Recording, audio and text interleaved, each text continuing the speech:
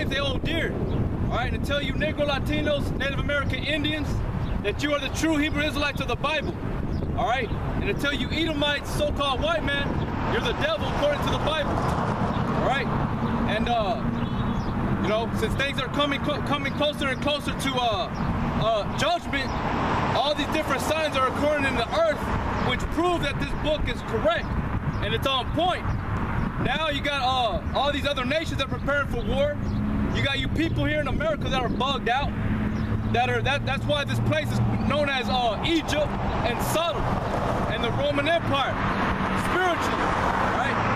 And we're gonna hear to tell you that all these signs that are occurring in the earth are about to usher in who the world called Jesus Christ. All right, go ahead. This is 2nd Ezra, chapter 9, verse 1.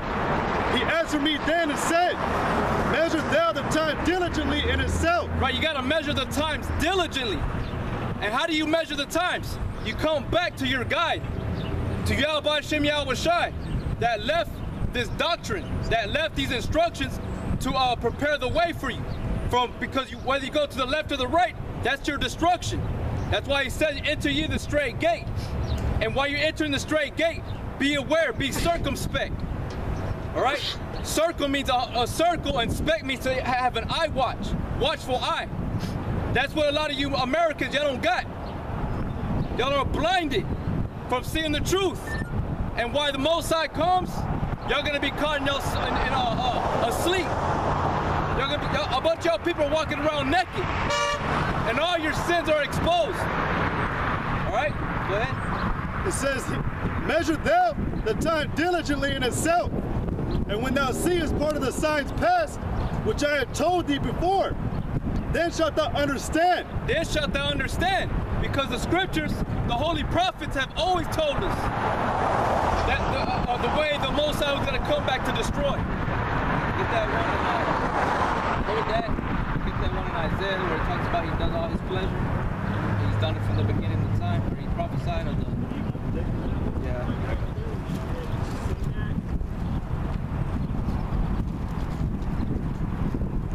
This is Isaiah chapter 45, verse 6. That they may know from the rising of the sun and from the west that there is none beside me. I am the Lord and there is none else. Right, there ain't no other power in the heavens. And the Most High gives all us humans the instructions, the guides into intelligence, technology on how to continue functioning in this earth. Go ahead. I form the light and create darkness. I make peace and create evil. I, the Lord, do all these things. Drop down, ye heavens from above, and let the skies pour down righteousness. Let the earth open and let them bring forth salvation, and let righteousness spring up together. I, the Lord, have created it.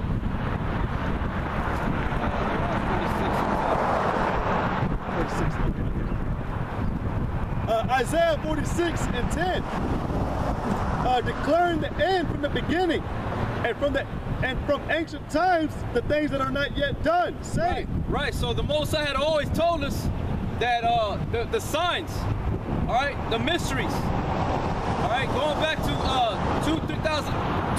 2,500 years ago, John the Revelator had seen the destruction of America. So that was years and years ago. But now us that are present, we're going to experience what's going to happen that was foretold in the scriptures. Going prior to that, before Yahweh Shai walked on the earth, all the prophets were given revelations, visions. Go ahead, read. Declaring the end from the beginning, and from ancient times the things that are not yet done, say, my counsel shall stand, and I will do all my pleasure. He's going to do all his pleasure. All his words are going to come to pass. All right, all the prophecies that he had proclaimed that are waiting to be fulfilled, they're going to be fulfilled.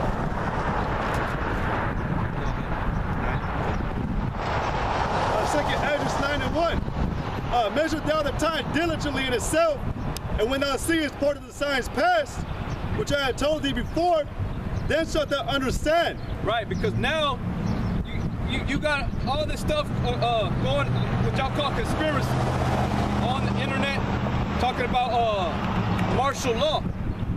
Right? That's no fairy tale. Martial law is a real thing. That's about to happen here in America.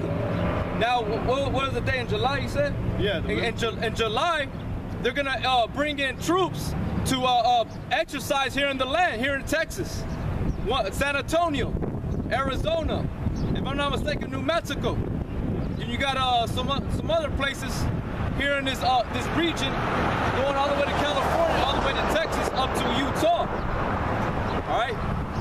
So Texas is considered a hostile land because that's why the government is going to implement harder here, because he knows that the government knows that Texas is not going to stand for none of its unlawful deeds. Right? Get that one in the second head, or Jeremiah 10:1, or Isaiah 10:1. Yeah.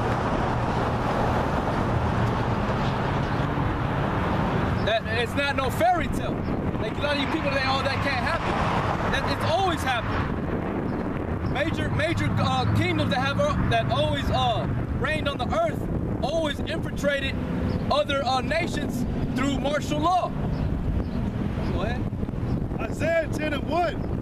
Woe unto them that decree unrighteous decrees. Right, because America is one of the main ones that decree unrighteous decrees. That's why everybody's being dropped dead by the cops. They get tasered. The voltage is very high. Just, you know what I'm saying? They're doing madness here in the streets of America. Now, what are they doing now? They're going to the other kingdoms, to the other nations, and taking their natural resources, trying to spread their democracy. Now you got the Patriot Act. Yeah, we're all considered terrorists. How is this the land of the free when everything's being monitored? That's not from the Most High. Go ahead. Woe unto them that decree unrighteous decrees, and that write grievousness which they have prescribed. Right, they write grievous prescriptions. They prescribe us duties, laws, and they got legislations. Now they're bringing back the guillotine. You know what I'm saying? Now they're coming back with the execution. Instead of using lethal injection, they're gonna line you up and shoot you down. They got what they call the National Defense Authorization Act. They can detain you indefinitely. They can snatch you up if they find you as a threat and put you in a concentration camp, and they don't have to give you a date when you're gonna be released. They can torture you. That's here in America. How many camps they got? These FEMA camps? I'm not sure. They got like over 400 camps, FEMA camps not being used here in America. Why? Because they're preparing for something, man. It's always happened. It happened in the Roman Empire, the Greek Empire, the Babylonians, the Persians. It's always happened. It's always been war. It said, Baruch chapter 3, verse 8, Behold, we are yet this day in our captivity. Right, we're here in captivity, here in America, man. You Negro, Latinos, and Native American Indians. This is where you're brought to serve slavery, man. This is where you're brought to be the tail, not the head. That's why all the other nations are above us. It says, Behold, we are yet this day in our captivity, where thou hast scattered us for a reproach and a curse. Right, because the Most High caused us to be scattered in the four corners of the earth, because we rebelled against His law, statutes, and commandments. There's a consequence, like we always say in the Bible, say, an unjust balance is an abomination to the Most High. So if you're not doing righteousness, He's gonna give you one of the curses, more than one curse. It says, and to be subject, or it says for a reproach and a curse, and to be subject to payments, according to all the iniquities of our fathers, which departed from the Lord our power. According to all the iniquities of our fathers, man. That's why the Most High requires you to do the simple task, is repent. As individual men, not as a nation. Because the Most High is not dealing with full nations. He's dealing with individual people inside the nation of Israel. Right? Which departed from the Lord our God. Hear Israel, the commandments of life. Give ear to understand wisdom. How happened it that Israel, that thou art in that enemy's land? Right. How did that happen? How did we end up here in spiritual Egypt? You know, it tells you in Deuteronomy 28. Because we rebelled, we didn't obey Yahweh Shem Yahweh Shai's laws, statutes, and commandments, man. Now we got to suffer all these unrighteous decrees that the other nations put on us while they're smiling at us. No? There's a lot of heavy stuff in the scripture that a lot of you people don't understand. And that's being fulfilled today. Even Antiochus Epiphanes did the same thing. He infiltrated Israel, the Maccabees, and he devoured them. You know? He brought in the unrighteous decree. What was that unrighteous decree? That they had to eat swine's flesh and do away with the book of the law, which is the Bible, and start practicing their traditions. And who did he set up? The abomination of desolation was their god, Jupiter, Zeus. He even claimed himself as being the son of Zeus, if I'm not mistaken. He's an Edomite. He is the abomination of desolation, man. He's that wicked, the son of perdition. Like we told you, that you know, they gave Antiochus Epiphanes a nickname. It's a Pamis, if I'm not mistaken. You know, forgive me if I'm not pronouncing it right, but it means to be a wicked one. You know, son of the wicked. You watch that new movie Dracula, the Dracula Untold. That demon he goes to seek counsel from in the mountain. He even tells that king of that kingdom that he was the son of the devil,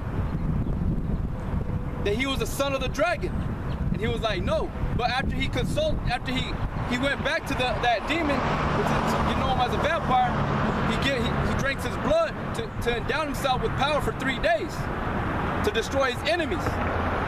But then his wife ends up being destroyed at the end, and he bites his wife and tastes that blood, and that's what seals his curse. Because he had 3 days without eating, tasting blood, the curse would be broken. Okay? But he confessed after he bit his wife that he was Dracula, the son of the devil. You see what I'm saying? Esau confessed that a long time ago. That's why through all the ages they always practice sorcery, witchcraft. It tells you that they ponder it upon their bed and they practice it when it's light, because it's in their power to take from man and their heritage. Yo, I was gonna get Job 924. Okay. And then I'll get that. You know, it's a scary thing. Like, a lot of people are like, oh, you know, I don't see it, so I don't believe it. It's like people, they try to say, oh, I don't believe in the devil because I don't see him. He's spiritual. You're not going to see him. He works through people, man. That's how you know that there's evil and good. Evil and good's not just going to be walking around bumping into you without you not seeing it. They're going to bump into you, making you see it. They're going to steal from your house. Look what happened to Job. Y'all are simple, man, and y'all lack understanding. That's why the Most High says you're going to be destroyed for that error, man. Brought this too. Job chapter 2, Job chapter 1, verse 6. Now there was a day when the sons of the Most High came to present themselves before the Lord, and Satan came also among them. And the Lord said unto Satan, whence comest thou? Then Satan answered the Lord and said, from going to and fro in the earth, and from walking up and down in it. All right, so he basically, Satan, he's the Most High consults with Satan, man. You know? And, you know, but the left-hand spirits, they're under subjection of the Lord. And the Bible proves that to you. I'm going to get that real quick.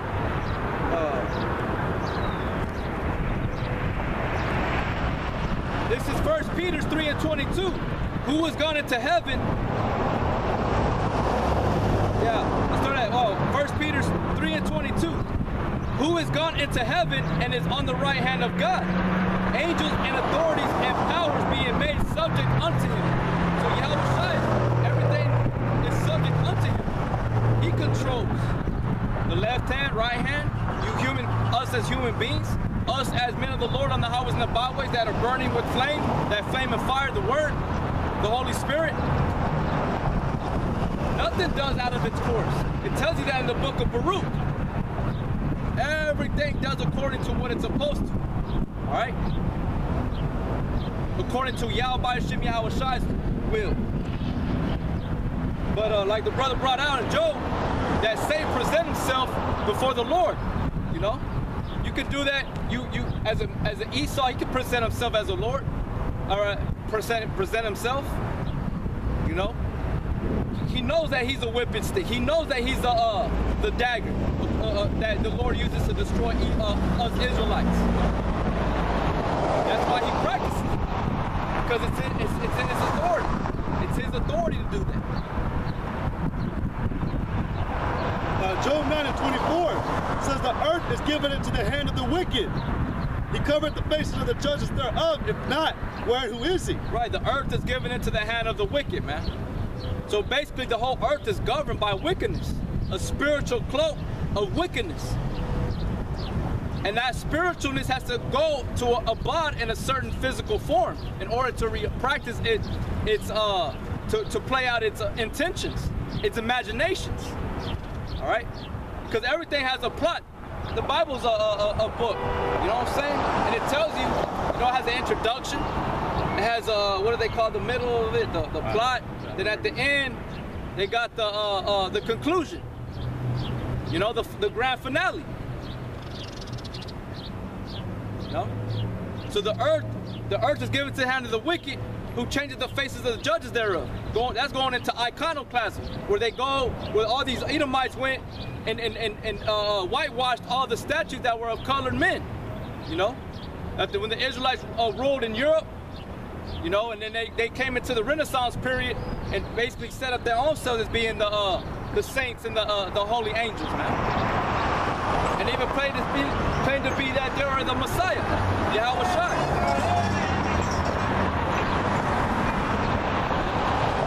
Micah 2:1. Woe to them that devise iniquity and work evil upon their beds.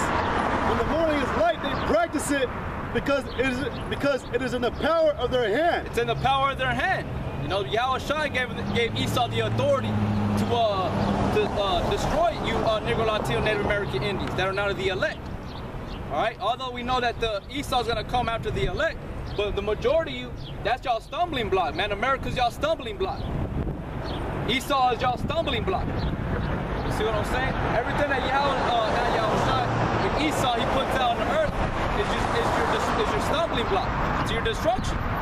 And where he lays on his bed, he's talking about in his mind. That's where his soul rests. So he's gonna practice it in the daylight, man.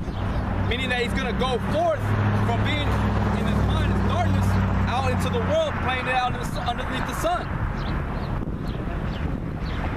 It says, when the morning is light, they practice it because it is in the power of their hand. And they covet fields and take them by violence, and houses and take them away. So they oppress a man and his house, even a man and his heritage. They oppressed the nation of Israel and his house and his heritage. You see? Antiochus Epiphanes was, according to the Apocrypha, he was a primary one that afflicted the nation of Israel, man.